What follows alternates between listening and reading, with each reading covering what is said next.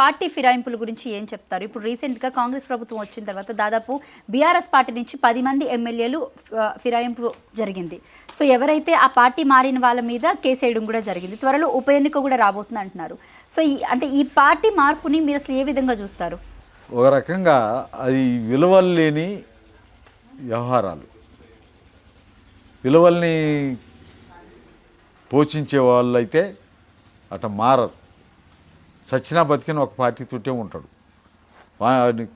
ఏం వచ్చింది, ఎందుకు మారిండు అనే దానికొస్తే ఎక్కడ అవకాశం ఉంటే అక్కడికి పోయి బతుకు తిరిగే వ్యవహారాలు అవి.